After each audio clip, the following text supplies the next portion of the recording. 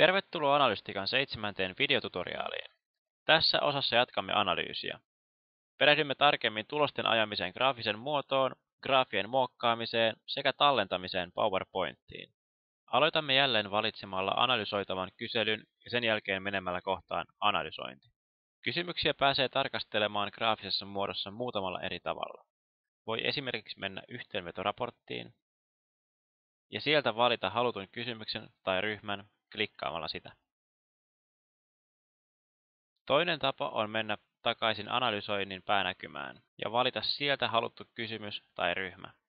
Jos haluaisin tarkastella koko ryhmää, valitsisin yhden kysymyksen sieltä ja menisin kohtaan ryhmäraportti. Jos taas halusin tarkastella vain yhtä kysymystä, valitsisin kysymyksen ja menisin kohtaan kysymysraportti. Graafisessa näkymässä näkyy ylhäällä itse kysymys- ja vastausvaihtoehdot. Tässä kysymyksessä oli tietoa myös toisessa sarakkeessa ja se näkyy täällä. Kolmannella välilehdellä on kysymyksen keskiarvot. Vasemmasta reunasta pystyy muokkaamaan graafin ulkonäköä. Sieltä pystyy valitsemaan esimerkiksi erilaisia diagrammityylejä. Sieltä pystyy lisäämään ja poistamaan apuviivoja, poistamaan käytöstä visuaaliset efektit sekä lisäämään ne takaisin. Sieltä pystyy näyttämään ja piilottamaan selitteen, jossa selitetään vastausvaihtoehdot. Selitteen paikkaa pystyy muuttamaan.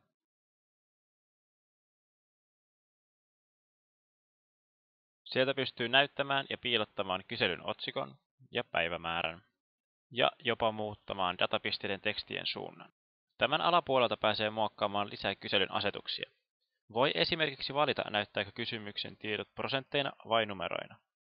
Seuraavalla kentällä määritellään, kuinka paljon tekstiä näytetään maksimissaan. Juuri nyt se on 33 merkkiä.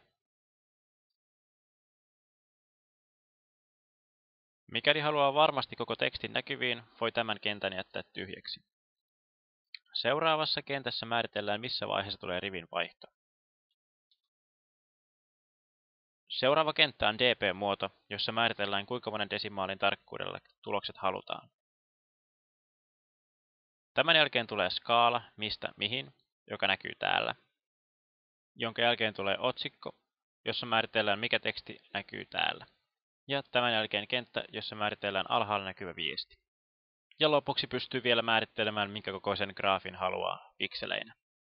Arvot voi kirjoittaa tähän suoraan tai käyttää näitä painikkeita koon muuttamiseen. Viimeinen kenttä tarkoittaa suoraan kirjaisin kokoa. Ja siinä olikin graafien asetukset lyhyesti. On syytä kuitenkin muistaa, että välilehdiltä löytyvä tieto saattaa olla erilaisilla kysymystyypeillä. Ja kun graafi näyttää siltä, miltä pitääkin, voi sen tallentaa PowerPointiin täältä. Tallennettu graafi näyttää PowerPointissa täältä. Ja sen enempää ei tarvitsekaan tietää graafien tekemisestä. Seuraavalla videolla jatkamme analysointia ja puhumme ristiin taulukoimisesta.